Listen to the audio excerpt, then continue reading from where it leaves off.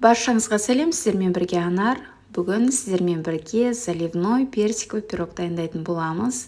Дәмі өте керемет, нәзік, ауызда еритін, өте ерекше дәмді. Үйдегілерді, отбасыңызды қуансаңыз болады. Осындай ерекше пирогты жасалу өте оңай, және сізде бір жасағаннан ақ шығатын рецептпен бөлісемін. Олай болса, менімен бірге міндетті түрде видеоның соңына дейін көріп, жасап көріңіздер. Олай болса, бізге керекті өнімдермен таныстырып өтейін.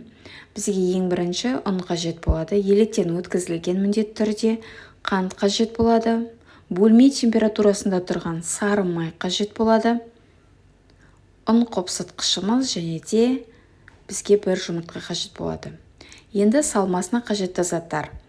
20% майлылығы мен қаймақ қажет болады, және қоюлатылған сүт, яғни сгущенка, және жүгері крахмалы.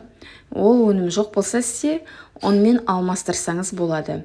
Консервідегі шабдалы мен арнайы осылай кесіп алдым. Осындай 2 түйірі сізге жеткілікті болады.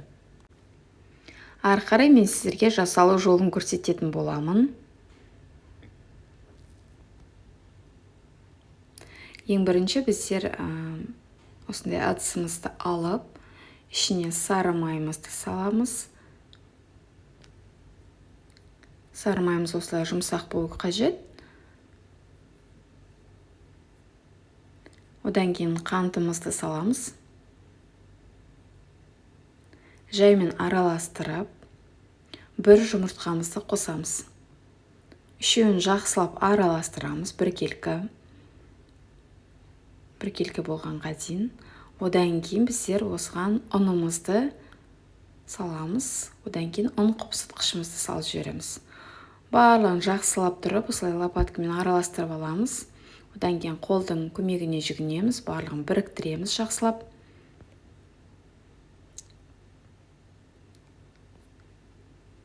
Одан кейін сізде осындай әдемі эластичный қамыр шығатын болады. Қолға жабыспайтын осындай әдемі қамыр шығады. Қамырымызды енді табаға салып, пирогымызды дайындайтын боламыз. Менде осындай разъемная форма. Диаметрмен де 24 см. Сізде өзіңізде қандай форма бар, соған салып дайындай берсеңіз болады. Қамырымызды осылай қолмен жайлап, асықпай жайып шығатын боламыз. Қамырымызды осылай қолымыздың көмегімен жайып шығамыз, әдемілеп. Осындай бортиктерінде жасаймыз.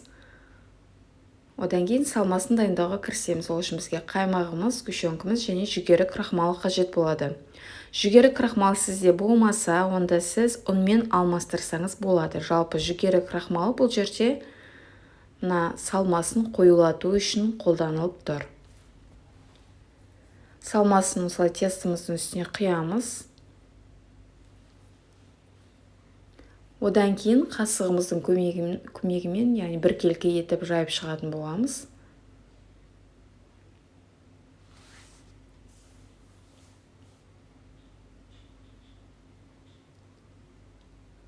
Персиктарымызды осылай әдемілеп пирогтың үстіне қойып шығамыз. Мінекей пирогымыз дайын, қызып тұрған пеште 180 градуста 30 минутта пісіріп шығамыз.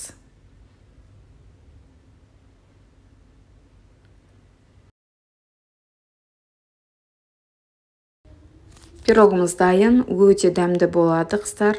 Міндетті түрде осы рецептпен жасап көріңіздер. Видеоның соңына дейін көргендеріңіз үшін рахмет.